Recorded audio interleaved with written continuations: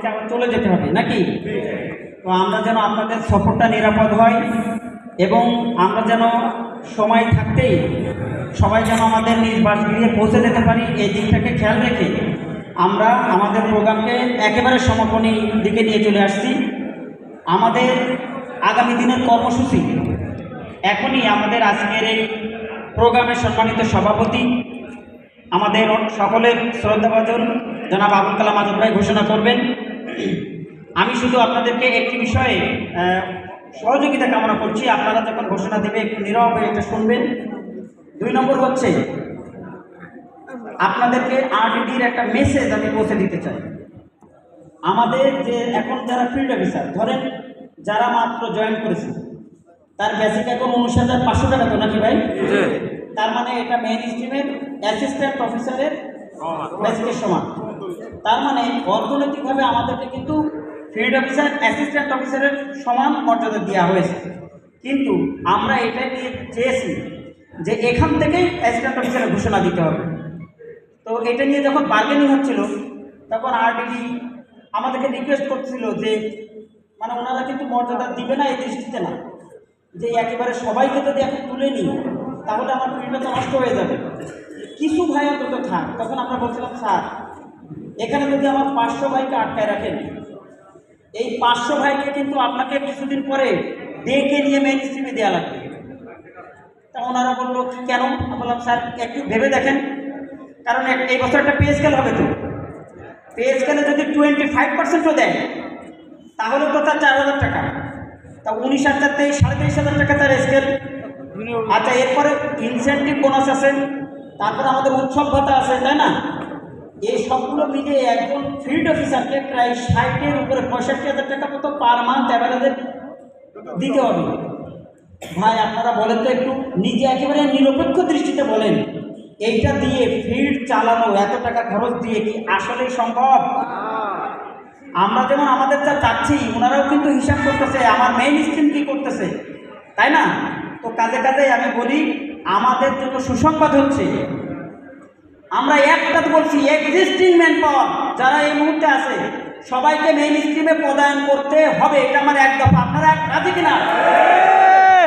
এখন আমরা যদি ঐক্যবদ্ধ থাকি তাহলে আমরা সকলেই লাভবান হব, আর যদি আমাদের ভিতরে ঐক্য নষ্ট হয় আমরা কিন্তু কেউ একটু বেশি লাভবান হব, কেউ একেবারে লুজার হবো। কেমন?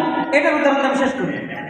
ধরেন এখন যে ভাইটার চাকরির বয়স 18 বছর, তাকে ঠিক আছে অ্যাসিস্ট্যান্ট অফিসার দিয়ে পাস করে দিল, আর যে ভাইটাকে 3 বছরের মাথায় অ্যাসিস্ট্যান্ট অফিসার করতে বাধ্য হবে করলো, ভাই লাভ কে হলো জীবনে বেশি বলেন তো? নতুন ভাই হলো না? এই জন্য আমার এই যে পুরাতনরা আমরা জীবন থেকে যা হারিয়েছি তা কিন্তু আমরা হারিয়েছি, ঠিক কিনা?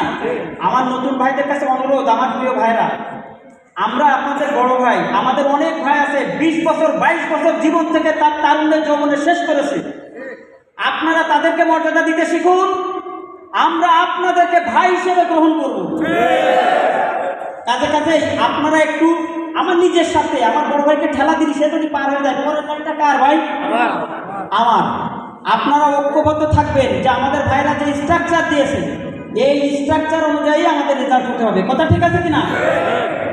আগামী দিনের সকল কর্মসূচিতে আপনারা আপনাদের ভাইদেরকে নিয়ে অংশগ্রহণ, আমরা ডাক দিলে অংশগ্রহণ করবেন কিনা?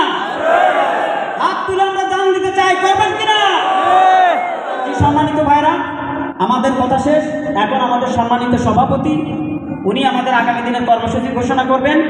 ঘোষণা করছেন আমাদের সকলের শ্রদ্ধাভাজন ঢাকা উত্তর জোনের আমাদের একান্ত প্রিয় ভাই জনাব আবুল কালাম আজাদ। আবুল কালাম আজাদ ভাইকে আমাদের আগামী কর্মসূচি ঘোষণার জন্য অনুরোধ জানাচ্ছি।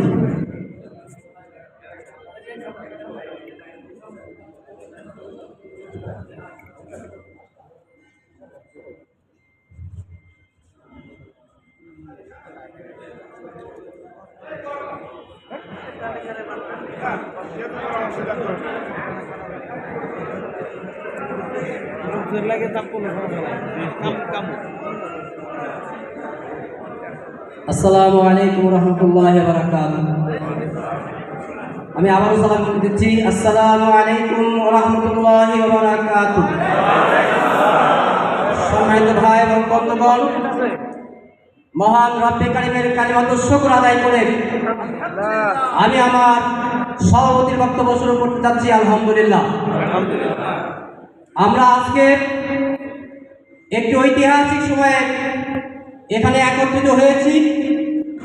আমরা আজকে আমাদের প্রিয় প্রতিষ্ঠান ইসলামী ব্যাংক বাংলাদেশ পিএলসি প্রধান কার্যালয়ে আমাদের এই সকল কর্মসূচি চিত্র পৌঁছানোর মধ্য দিয়ে আমাদের ম্যানেজমেন্টকে আমরা আমাদের কাঙ্ক্ষিত দাবিগুলো যথাসময়ে পৌঁছাবো ইনশাআল্লাহ। আমি আপনাদের সামনে আজকের এই সভাপতির বক্তব্য সহ আমরা যে বিষয়গুলো সিদ্ধান্ত নিয়েছি আপনাদের কাছে পেশ করবো এখন। এর আগে আমি দুটো বিষয় আপনাদের কাছে অনুরোধ রাখতে চাই। প্রথম কথা হচ্ছে, যে কোনো আন্দোলন যখন সফলতার দ্বার প্রান্তে পৌঁছায় তখন সেখানে কিছু সুবিধাভোগী লোকের উদ্ভব তৈরি হয়, যারা মূল আন্দোলনকে নস্যাৎ করার জন্য নানাবিধ চক্রান্ত করে থাকে। আমাদের এই আন্দোলন সফলতার যখন দ্বার প্রান্তে যাচ্ছে আমরা লক্ষ্য করছি আমাদের কিছু ভাইয়েরা নিজেদের ব্যক্তিগত স্বার্থকে দূরত্ব দিয়ে আমাদের মধ্যে বিভেদ সৃষ্টির চেষ্টা করছে।